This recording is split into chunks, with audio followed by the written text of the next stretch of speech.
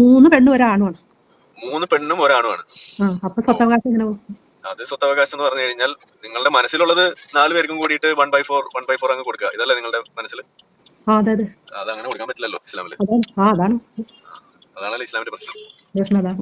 അപ്പൊ അതില് സ്ത്രീകൾ, ആ പുരുഷനൊരു മേജർ ചങ്ക് പോകും. അത് കഴിഞ്ഞിട്ട് ബാക്കിയുള്ളതാണ് ഈ സ്ത്രീകൾക്ക് എല്ലാവർക്കും കൂടി വീതിച്ചു കൊടുക്കുക. അതായത് ഒരു പുരുഷനൊരു സ്ത്രീ ആണെന്നുണ്ടെങ്കിൽ സ്ത്രീക്ക് കിട്ടുന്നതിന്റെ പകുതിയെ, അല്ല പുരുഷന് കിട്ടുന്നതിന്റെ പകുതിയെ സ്ത്രീക്ക് കിട്ടുള്ളൂ. അതാണ് അവിടെ സംഭവിക്കാം. അതിപ്പോ ഒരു സ്ത്രീ ആയാലും ശരി, 3 സ്ത്രീ ആയാലും ശരി. അപ്പൊ എങ്ങനെയായിരിക്കും ആലോചിച്ച് നോക്ക്. അത് നീതിയാണോ? അങ്ങനെ ഒരു നിയമം ഉണ്ടാക്കി വെക്കണേ? അത് ശരിയല്ല.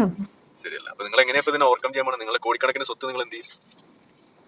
അല്ല, ആ നിയമം ഉള്ള കാരണം പഴയ നിയമം വെച്ചാലേ ഇപ്പോഴും എല്ലാവരും ചെയ്യുള്ളൂ. അങ്ങനെയാണ് ഇപ്പൊ ആളുകൾ ചെയ്യുന്നത്. പക്ഷെ വേറെ വഴികളൊക്കെ ഉണ്ട്. അല്ല, അത് മാറ്റം വന്നില്ലല്ലോ. മാറ്റം വരുത്താൻ നിങ്ങൾ സമ്മതിക്കണല്ലോ. യൂണിഫോം സിവിൽ കോഡ് കൊണ്ടുവരാൻ നിങ്ങൾ അനുവദിക്കണല്ലോ. അത് BJP കൊണ്ടുവന്ന എന്തോ ഇച്ചിച്ചാണെന്നല്ലേ നിങ്ങൾ പറയണേ? നിങ്ങൾ അതിനെതിരെ ഒപ്പിട്ട് കൊടുത്ത ആളല്ലേ? അല്ലേ? യൂണിഫോം സിവിൽ കോഡ് വേണോ വേണ്ടേ? വേണം. അപ്പൊ പിന്നെ നിങ്ങൾ എന്തിനാ അത് വേണ്ടാന്ന് ഒപ്പിട്ട് കൊടുത്തത്? നിങ്ങൾ പള്ളിയിൽ നിന്ന് മഹല്ല് കമ്മിറ്റിക്കാർ വന്ന് ഒപ്പിടാൻ പറഞ്ഞപ്പോ നിങ്ങൾക്ക് അവരോട് പറയണ്ടേ, ഞാൻ ഒപ്പിടൂല, എനിക്ക് 3 പെൺമക്കൾ, ഒരു ആൺകുട്ടിയാണുള്ളത്, എനിക്ക് അവർക്ക് തുല്യമായിട്ട് അവരുടെ ഇടയിൽ സ്വത്ത് വായിക്കേണ്ടതാണ്, അതിന് എനിക്ക് യൂണിഫോം സിവിൽ കോഡാണ് വേണ്ടത് എന്ന് നിങ്ങൾ ധൈര്യപൂർവ്വം പറയേണ്ട ആളല്ലായിരുന്നോ? നിങ്ങളത് ചെയ്തില്ലല്ലോ.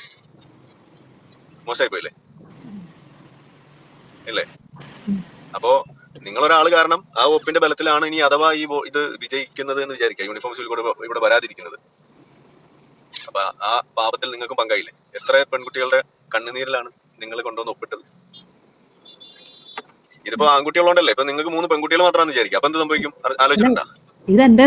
ഇതെന്റെ ബ്രദേഴ്സും ഞാൻ സിസ്റ്റേഴ്സും ആണ്, മക്കളല്ലത്.